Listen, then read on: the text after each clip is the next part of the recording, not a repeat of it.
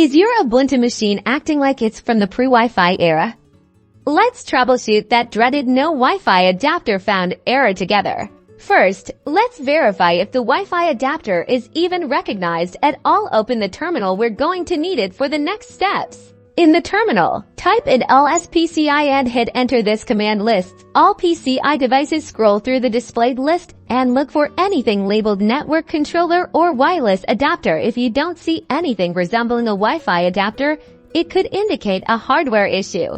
If you do see a wireless adapter listed, but it's not working, the issue probably lies with the driver. Let's try updating your system's package list and upgrading installed packages. Type sudo apt update followed by sudo apt upgrade and hit enter after each one. Then enter your user password when prompted. Now, we'll want to install any missing drivers. Type sudo apt install reinstall kernel source and press enter. This command installs and reinstalls the driver for Broadcom wireless adapters, which are very commonly used. After the installation completes, reboot your system using the command sudo reboot. This ensures the new driver is loaded. After the reboot, check the network icon in the top right corner. Hopefully, your Wi-Fi is back.